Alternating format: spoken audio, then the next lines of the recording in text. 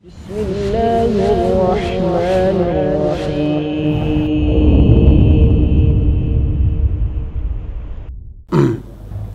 بسم الله الرحمن الرحيم. السلام عليكم ورحمة الله وبركاته.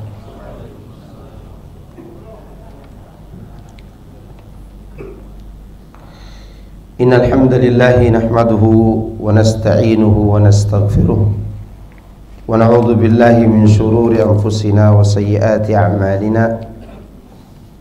من يهده الله فلا مضل له ومن يضلل فلا هادي له، وأشهد أن لا إله إلا الله وحده لا شريك له، وأشهد أن محمدا عبده ورسوله صلى الله عليه وعلى آله وصحبه أجمعين. أما بعد. Kemudian jemaah sekalian, a'azanillahu yakum, kita bersyukur kepada Allah karena di siang hari ini kita masih dikumpulkan dalam majelis ilmu. Dan kita juga bersyukur karena masih diberikan kesehatan dan diberikan umur yang panjang, yang kita berharap kepada Allah mudah-mudahan umur ini diberkahi olehnya dan menjadikan salah satu pemberat timbangan amal kita nanti di yaumul qiyamah. Nah, kita akan lanjutkan pembahasan dari surat Al-Buruj. Ya, pada pertemuan kita yang lalu kita sempat bercerita tentang siapa? Ada yang ingat gak?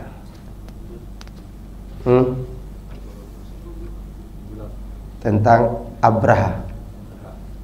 Tentang siapa? Abraha. Siapa Abraha itu? Salah satu panglima yang membunuh raja yang zalim, yang dijuluki dengan Dzunnuwas. Dzunnuwas dialah raja yang disebutkan dalam firman Allah, qutila ashabul ukhdud. Dzunnuwas ini memiliki garis keturunan berdarah Yahudi, walaupun mungkin tidak Yahudi murni, tapi kalau ditarik ke atas maka dia ada hubungannya dengan siapa? Yahudi. Yang mana cerita tentang ini sudah diceritakan oleh Nabi SAW dalam hadis yang panjang, dan hadisnya masyhur, terutama dalam kitab Riyadhus Shalihin, tentang cerita Gulam yang belajar sihir. Kemudian dia juga belajar tentang nilai-nilai keislaman, agama yang diajarkan Nabi Isa. Nah, dari dialah berkembangnya ajaran yang mengantarkan manusia pada keimanan kepada Allah, sehingga raja itu gelisah karena banyaknya orang yang mengikuti ajaran Nabi Isa. Maka dia pun melakukan perbuatan zalim dengan cara membuat parit, yang parit itu dinyalakan api di dalamnya. Lalu siapa saja yang tidak mau murtad maka akan dibakar hidup-hidup. Dan kejadian itu terjadi di daerah Najran. Najran itu sekarang berada di antara perbatasan Yaman dan Saudi Arabia. Dulu diakui sebagai daerah Yaman. Makanya kenapa pasukan bergajah itu dekat dengan Ka'bah, karena nantinya pasukan bergajah ini akan dipimpin oleh Abraha, yaitu Abraha yang membunuh raja yang zalim tadi. Kan gitu ceritanya. Nanti turun surat Al-Fil. Surat Al-Buruj ini ada kaitannya dengan surat apa? Al-Fil. Namun kejadian qutila ashabul ukhdud dengan kejadian tahun bergajah jarak waktunya 40-an tahun. Berapa tahun? 40-an tahun. Karena terjadinya qutila ashabul ukhdud ini di tahun 500 23 Masehi. Sedangkan Nabi lahir pada tahun 575 kalau salah, atau 70-an. Hampir tahun 600 Masehi. Maka ada kaitannya. Kita bacakan dulu ayat sebagaimana biasanya. Baru kita akan bacakan ceritanya.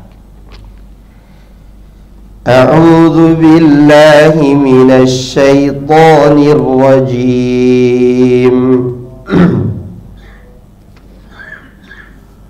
Qutila ashabul ukhdud an-nari dzatil waqud idh hum 'alaiha qu'ud وهم على ما يفعلون بالمؤمنين شهود وما نقموا منهم إلا أن يؤمنوا بالله العزيز الحميد الذي له ملك السماوات والأرض Wallahu ala kulli syai'in syahid. Celakalah atau terbunuhlah atau diterjemahkan terlaknatlah orang-orang yang membuat parit, di mana parit tersebut dinyalakan api di dalamnya. Ketika itu mereka duduk-duduk di sekitarnya, sedang mereka menyaksikan apa yang mereka perbuat terhadap orang-orang yang beriman. Maksudnya mereka menyaksikan apa yang dilakukan terhadap orang-orang yang beriman. Apa alasan mereka menyiksa orang yang beriman itu? Alasannya adalah wa ma naqamu minhum illa ay yu'minu billahil azizil hamid. Dan mereka tidaklah menyiksa orang-orang yang beriman itu melainkan karena orang-orang yang beriman mereka beriman kepada Allah yang Maha Perkasa lagi Maha Terpuji. Maka jangan heran ketika antum mengimani tentang keesaan Allah, tentang sifat Allah yang berada di atas, tentang nama-nama Allah yang mulia, saat itu banyak orang yang tidak suka. Tidak sukanya bukan karena antum tidak tampan, tapi tidak sukanya karena mengimani sesuatu yang tidak bisa dicapai oleh panca indera, tapi hanya bisa dicapai oleh keimanan. Dan itu sudah menjadi sunnatullah. Siapa yang beriman kepada Allah pasti diuji. Namun dalam ujian tersebut, bila seorang berilmu maka dia akan nikmati ujian itu. Tapi bila dia tidak berilmu, maka dia akan merasa tersiksa dengan ujian tersebut. Maka orang-orang ini berilmu tentang apa? Tentang akhirat. Maka mereka kuat untuk menahan ujian. Oleh sebab itu, dalam cerita ini, nantinya yang terakhir kali masuk ke dalam api adalah seorang ibu dan anak. Di mana ibu itu ragu, dia ingin murtad, kembali kepada agamanya si raja yang zalim tadi. Anaknya tiba-tiba berbicara, "Ya ummah, isbiri fa innaki alal haqq." Wahai ibunda, bersabarlah engkau karena sungguh engkau berada di atas kebenaran. Ya. Kalau ada orang yang berpegang teguh dengan kebenaran dan dia tidak mau diuji di jalan Allah, maka itu adalah khayalan yang tidak akan pernah terjadi. Oleh karena itu orang-orang ini dibunuh karena keimanan. Berapa jumlah mereka? Disebutkan dalam beberapa riwayat kurang lebih 20.000 orang. 20.000 orang di tahun itu banyak. Kenapa dikatakan banyak? Karena Nabi SAW di kota Madinah di tahun keempat Hijriyah, setelah beliau berdakwah selama 17 tahun, beliau baru mengumpulkan kaum muslimin lebih kurangnya hanya 10.000. Ketika terjadi perang Khandaq, kaum muslimin baru 10.000, bahkan lebih banyak pasukan musuh daripada seluruh penduduk kota Madinah. Nah, di zaman sebelum itu 20 ribuan itu banyak, dan dibunuh semuanya karena alasan mereka beriman. Ini kejadian yang terjadi sebelumnya. Inilah cerita yang menghibur para sahabat ketika mereka diuji di jalan Allah. Ya, ini cerita yang menghibur siapa? Para sahabat. Makanya ada sahabat namanya Khabbab ibnul Arat radhiyallahu anhu. Beliau ini ujiannya lebih parah daripada ujiannya Bilal. Keduanya mantan budak. Khabbab ini sampai dijuluki oleh ulama-ulama kontemporer, dialah dosen dalam kesabaran. Apa yang dialaminya? Gara-gara dia beriman ketika dia termasuk minas sabiqin al-awwalin. Karena dia beriman ketika Nabi SAW berdakwah di rumahnya Al-Arqam bin Abil Arqam di atas bukit Sofa. Dia masuk Islam dan diketahui oleh orang Quraisy dan dipukul sampai terluka kepala dan juga patah bagian tulang belakangnya. Kemudian dia bangkit kembali, dipanggil oleh bosnya karena dia ini pekerja pandai besi. Ketika ditahu oleh bosnya seorang wanita namanya Ummu Anmar. Ummu Anmar ini kejam terhadap Khabbab. Akhirnya Ummu Anmar karena dia benci kepada pegawainya, pekerjanya yang masuk Islam ini, dia memanaskan rantai untuk dililitkan di tangan dan kaki Khabbab. Nah, kejadian itu diceritakanlah kepada Nabi, dan Nabi waktu itu sedang bernaung di bawah Ka'bah. Khabbab datang kepada Nabi SAW, "Ya Rasulullah, ala tantasiruna, ala tad'u lana?" Tidakkah engkau meminta pertolongan kepada Allah untuk kami dan berdoa untuk kami? Karena beliau tunjukkan tangan sudah melepuh karena bekas rantai tadi. Demikian juga kaki. Bahkan waktu itu diletakkan di atas tubuhnya batu besar di siang hari. Itu ujiannya Khabbab. Maka dia datang kepada Nabi, pantas dia melapor demikian karena begitu beratnya ujian. Dia hanya meminta kepada Nabi agar didoakan supaya mendapatkan kemenangan. Tapi itu di awal daripada dakwah. Apa kata Rasulullah SAW? Dulu ada orang yang ditanam setengah badan, lalu diletakkan gergaji di atas kepalanya di bagian tengahnya, kemudian dibelah menjadi dua. Dia mati membawa keimanan dan tidak mundur sedikit pun. Nah, orang yang diceritakan Nabi ini adalah Ashabul Ukhdud ini. Itu berkaitan dengan menterinya raja dan rahib yang mengajarkan anak kecil untuk beriman. Ini diceritakan Nabi. Jadi hiburan buat Khabbab. Nabi juga bercerita dulu ada orang yang disisir dengan sisir besi, kemudian sisir besi yang dipanaskan, kemudian terkelupaslah dagingnya dari tulangnya, tapi dia tidak tinggalkan agamanya. Ini cerita yang sangat menghibur. Kemudian Rasulullah SAW memberitahukan nanti di akhir zaman, wallahi la yansurannallahu hadzal amr. Demi Allah, Allah akan menolong perkara ini nanti. Hatta yasirur rakibu min San'a ila Hadramaut la yakhafu illa Allah aw dhi'ba ala ghanami. Demi Allah, Allah akan menolong perkara ini sampai seorang yang datang dari San'a ke Hadramaut, dia tidak takut kecuali kepada Allah saja dan serigala yang menekam dombanya. Dan ini menunjukkan bahwa cerita-cerita seperti ini membuat hati kita terhibur untuk menghadapi ujian-ujian ketika kita mengemban kebenaran. Di dunia ini tidak ada orang yang tidak diuji, pasti diuji. Dan ini buktinya. Dan orang-orang ini telah menggenggam janji Allah untuk masuk ke dalam surga. Semuanya mati. Gara-gara apa? Mereka beriman. Kemudian selanjutnya Allah katakan, setelah Allah menyebutkan tentang alasan kenapa mereka menyiksa kaum mukminin, Allah menyebutkan innal ladzina fatanul mu'minina wal mu'minat thumma lam yatubu falahum adzabu jahannam wa lahum adzabul hariq. Sungguhnya orang-orang yang menyiksa kaum mukminin laki-laki dan perempuan itu, kemudian mereka belum bertaubat. Di sini Allah menampakkan rahmatnya. Allah menggunakan kalimat lam yatubu, summa lam yatubu. Kalau diterjemahkan secara harfiah, artinya adalah kemudian mereka belum bertaubat.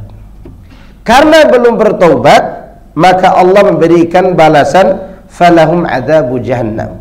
Seandainya mereka bertaubat, falahumul jannah. Itu maksudnya. Maka dikatakan tadi Allah menampakkan keluasan rahmatnya. Orang-orang ini, raja yang zalim, mengaku diri sebagai Tuhan, mereka menggunakan tukang sihir, membunuh kaum mukminin. Allah masih memberi kesempatan untuk bertaubat. Mana dalilnya? Allah gunakan kalimat summa lam yatubu. Kemudian mereka belum bertaubat. Artinya Allah masih memberi kesempatan untuk bertaubat. Seandainya setelah mereka membunuh kaum muslimin tadi, melakukan sihir, mengaku diri sebagai Tuhan, berbuat kezaliman, lalu bertaubat, Allah akan berikan mereka jannah. Itu arti daripada summa lam yatubu. Tapi karena mereka memilih tidak bertaubat, apa balasannya? Falahum adzabu jahannam walahum adzabul hariq. Maka bagi mereka azab jahannam dan bagi mereka azab neraka yang membara. Yang demikian itu karena balasan itu sesuai dengan amal perbuatan. Al jazaa'u min jinsil amal. Sebagaimana mereka membakar kaum mukminin, maka balasannya juga akan dibakar. Dan mereka dibakar dengan api yang panasnya 69 kali lipat daripada panasnya api dunia. Karena api dunia ini salah satu bagian daripada 70 bagian api neraka. Ya. Al-Hasan al-Basri mengungkapkan, lihatlah pada kemurahan dan kedermawaan Allah ini, Masya Allah. Mereka telah membunuh para wali-wali Allah, tetapi Allah justru mengajak mereka untuk bertaubat dan memohon ampun. Mana dalilnya? Tadi disebutkan summa lam yatubu. Adakah orang yang pernah membunuh para wali Allah kemudian bertobat dan Allah terima taubatnya? Ada. Umar ibn al-Khattab radhiyallahu anhu 6 tahun dia memusuhi Nabi dan para sahabat. Bahkan dia mengungkapkan, aku tidak memejamkan mataku di malam hari sebelum aku menyiksa kaum muslimin di siang harinya.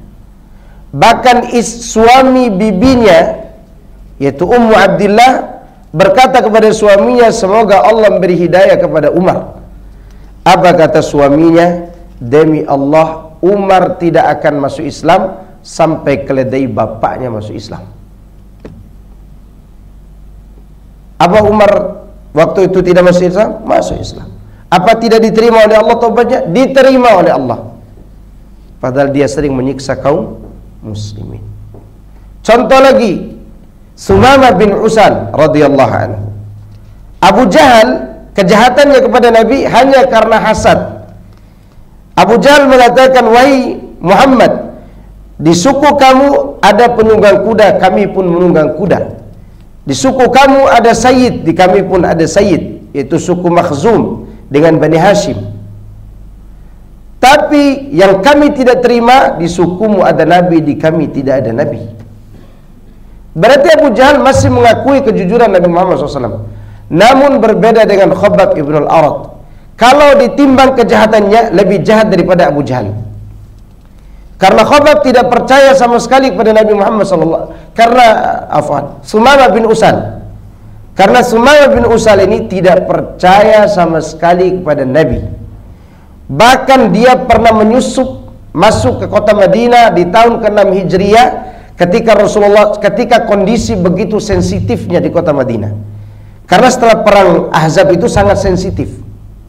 Maka saking sensitifnya, Jibril turun kepada Nabi SAW dan mengatakan, Muhammad, apa engkau telah meletakkan pedangmu? Iya, kami belum, kata Jibril. Sampai Jibril dan malaikat pun ikut serta dalam operasi militer setelah perang apa? Ahzab. Karena kondisi sangat genting. Maka terjadi perang Bani Quraidah, perang ini, perang itu. Di saat kondisi seperti itu, Sumama berambisi untuk datang sendiri ke kota Madinah untuk membunuh Nabi. Bayangkan itu. Datang sendiri, saking bencinya dia kepada Rasulullah SAW. Cuma dinasihati oleh pamannya, jika kau membunuh Muhammad, maka suku Muhammad tidak akan membiarkan kita lolos. Gara-gara itu dia membunuh 10 penghafal Quran di zaman Nabi. Sumama membunuh berapa penghafal Quran? 10 penghafal Quran terbaik di zaman Rasulullah sallallahu alaihi wasallam. Lalu dia tertangkap karena dia dianggap sebagai orang asing pada saat dia mau pergi umroh ala jahiliyah. Ketika ditangkap, diikat di tiang Masjid Nabawi. Di saat itu dia ditawarkan oleh Nabi untuk masuk Islam melalui akhlak dan perilaku beliau sallallahu alaihi wasallam, yang akhirnya dia pun masuk Islam. Lihat bagaimana luasnya rahmat Allah. Orang sebejat apapun, sejahat apapun, dosanya membumbung tinggi ke langit, bahkan bumi tak mampu menopangnya, lautan berhasrat menenggelamkannya, api ingin terbakar membakar tubuhnya, bahkan bumi ingin retak gara-gara kehadirannya. Selama dia ingin bertaubat kepada Allah, maka Allah ampuni dosanya. Itu yang Allah inginkan dari Ashabul Ukhdud ini. Maka ya Allah gunakan kata apa? Tsumma lam yatubu. Maka di sini disebutkan oleh Al-Hasan Al-Basri, lihatlah bagaimana kemurahan dan kedermawaan Allah Subhanahu wa taala. Mereka telah membunuh para walinya, tetapi dia justru mengajak mereka untuk bertobat dan kembali kepadanya. Ya. Maka di dalam Al-Quran Allah menggandengkan dua nama yang sangat serasi. Innahu kana haliman ghafura. Sungguhnya Allah itu haliman ghafura. Apa halim? Santun. Apa ghafur? Pengampun. Dia santun kepada pelaku maksiat. Bagaimana caranya? Dia tidak langsung mengadab mereka, ditunggui oleh Allah untuk bertobat. Di saat mereka bergelimang dosa, Allah tidak turunkan hujan api dari langit. Allah tidak perintahkan lautan untuk menenggelamkan perkampungannya. Allah tidak biarkan tanah retak atau gunung bergoyang kemudian menghancurkan orang yang ada di sekitarnya. Tidak. Kenapa? Karena Allah punya alasan. Dia punya nama Al-Halim. Ketika mereka bertaubat, maka Allah siapkan nama Ghafur. Dia akan ampuni. Makanya orang sekelas Fir'aun ditawarkan kepadanya melalui lisan Nabi Musa. Apa kata Allah? Apa kata Fir'aun? Faqul hal laka ila an tazakka. Kata Nabi Musa, afwan. Kata Allah kepada Nabi Musa, dan Nabi Musa sampaikan kepada Fir'aun. Katakanlah kepada Fir'aun, hai Fir'aun, adakah keinginanmu untuk mensucikan diri? Wa ahdiyaka ila rabbika fatakhsha. Lalu aku akan ajak engkau kepada Rabbmu, lalu kau takut kepadanya. Orang paling bejat, paling jahat, mengaku diri sebagai Tuhan, Allah masih memberi harapan kepadanya untuk apa? Bertaubat. Tapi dia tolak tawaran itu. Kapan Firaun mengambil kesempatan itu? Ketika dia tenggelam di dalam laut. Baru dia katakan, amantu annahu la ilaha illa alladhi amanat bihi banu Israel. Tidak ada kesempatan lagi. Maka Allah Subhanahu wa taala bukanlah Tuhan yang pendendam. Dia bukanlah Tuhan yang kita bayangkan betapa kejamnya dia, tidak. Tapi kitalah yang kejam terhadap diri kita sendiri, yang tidak mau menerima tawaran Allah untuk kembali dari perbuatan dosa dan maksiat kita. Kemudian ayat selanjutnya Allah bercerita tentang kehidupan orang-orang yang beriman.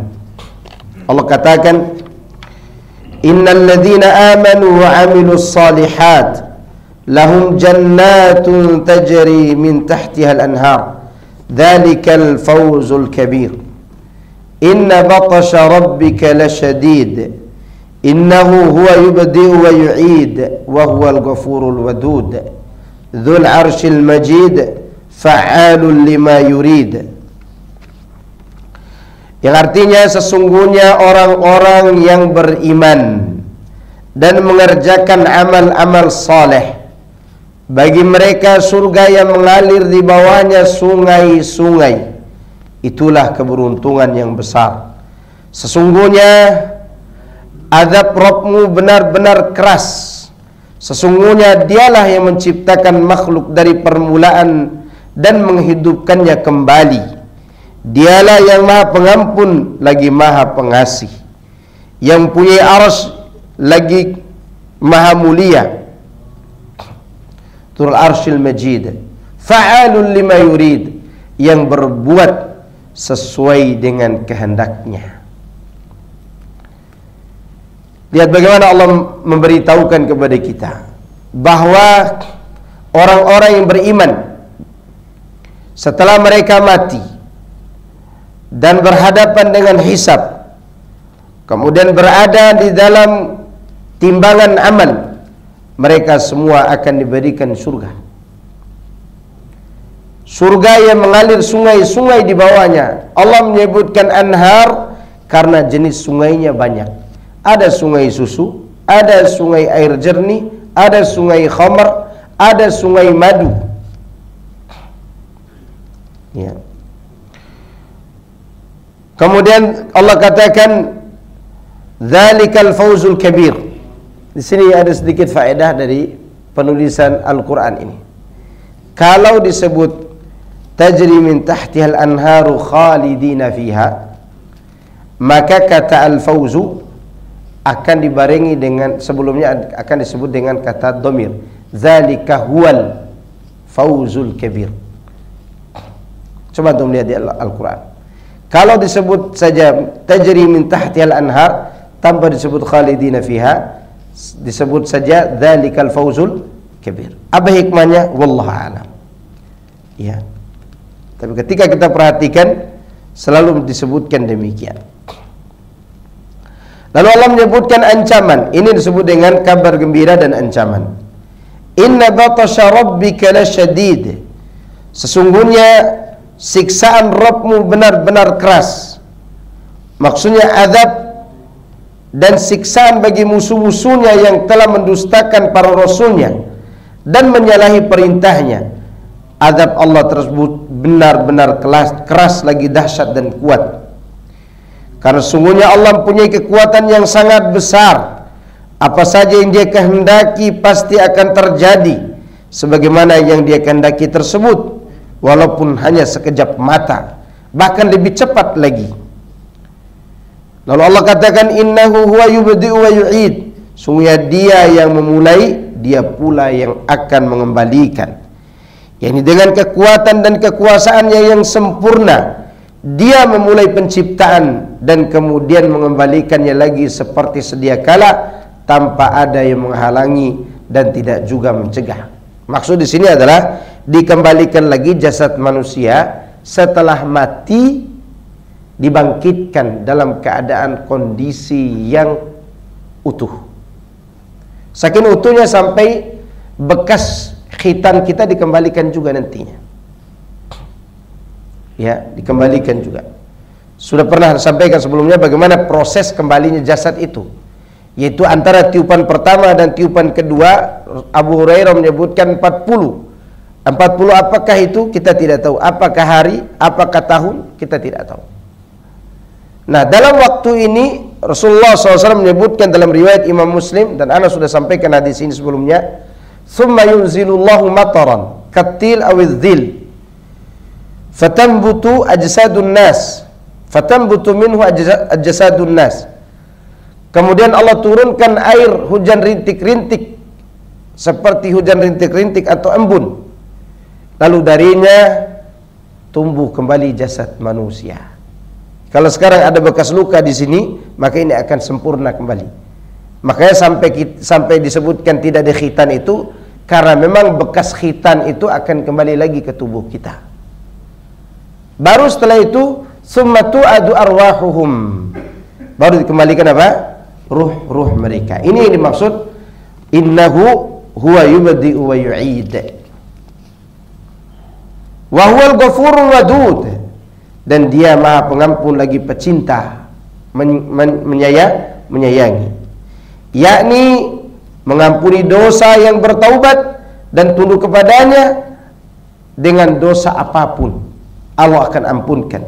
Sedangkan mengenai Al-Wadud, Ibnu Abbas mengatakan yaitu penuh cinta. Dia cinta kepada orang yang kembali kepadanya. Cinta. Allah itu sangat suka dengan orang yang mengakui bahwa dirinya berdosa.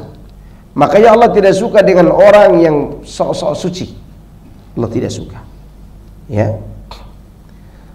Dzul Arsyil Majid, yang punya arsy yang agung, yang mulia. Ya. Kata Al-Majid ini kalau dibaca Al-Majidu, maka yang mulia itu adalah Allah. Kalau dibaca Al-Majidi, maka yang mulia adalah arasnya. Makanya baris, karena ini kan tidak dibaca kalau kita lagi baca Quran. Dzul Arsyil Majid, langsung di disukunkan. Kan sukun ini namanya mad arid disukun. Mad arid disukun. Sebenarnya hurufnya tidak sukun pada dasarnya, dikasih baris. Namun barisnya dipilih antara di atau du, dhamma atau kasrah. Kalau dibaca Dzul Arsyil Majidu, maka yang mulia itu siapa? Allah, mensifati Allah. Kalau dibaca Dzul Arsyil Majidi, maka itu mensifati apa? Arsy. Yang benar tentu yang pertama. Fa'alun lima yurid, Maha kuasa berbuat apa yang dikehendakinya. Dari sinilah kita sadar bahwa apa yang diperbuat oleh Allah tidak perlu kita banyak protes dan bertanya kenapa, kenapa dan kenapa. Tidak usah ditanya. Dia tidak ditanya terhadap apa yang dia perbuat, tapi kita yang ditanya terhadap apa yang kita perbuat. Yang harus kita yakini dalam semua perbuatan Allah, suka atau tidak suka dari perbuatan itu, seperti yang saya sampaikan sebelumnya, ada 4 perkara. Perkara pertama, di perbuatan Allah itu pasti ada hikmahnya. Apa hikmahnya?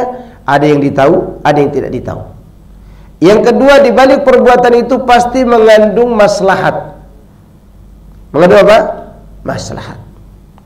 Yang ketiga, di balik perbuatan itu pasti ada keadilan.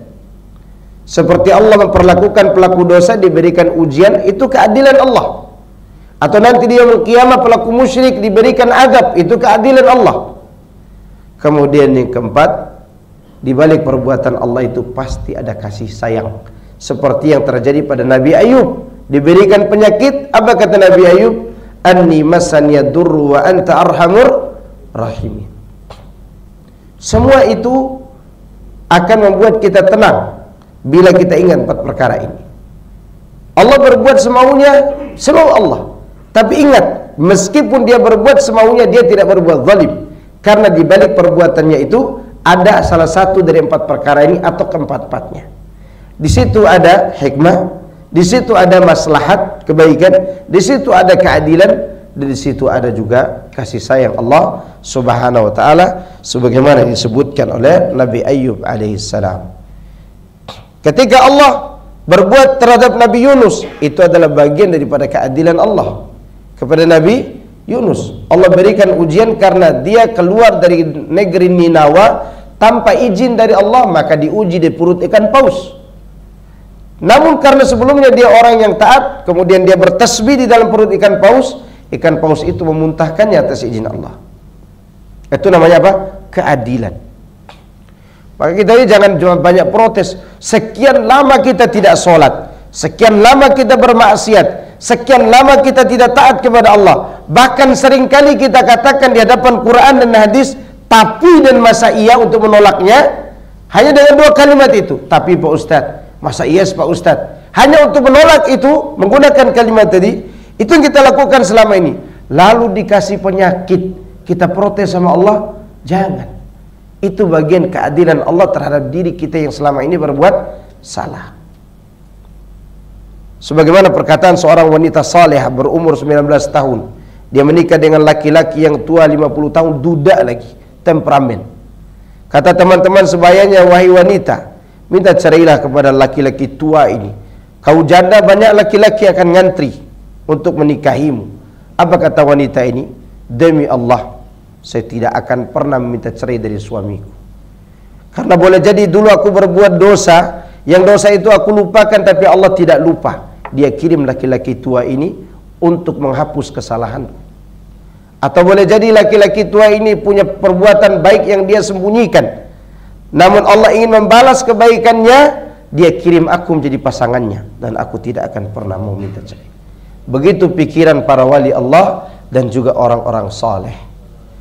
Itulah kenapa Allah menyebut fa'alul lima yurid, karena ada 4 perkara tadi. Saya kira cukup itu yang bisa Anda sampaikan. Semoga ini bermanfaat bagi kita semuanya, dan semoga Allah memasukkan kita dalam golongan orang-orang yang beriman, dan Allah menjadikan kita dan keluarga kita termasuk golongan ahli surga, dan semoga Allah mengampuni orang-orang yang telah mendahului kita dan kita semuanya. Semoga kita semuanya mati dalam keadaan husnul khatimah. Subhanakallahumma bihamdika asyhadu an la ilaha illa anta astaghfiruka wa atubu ilaik. Assalamualaikum warahmatullahi wabarakatuh.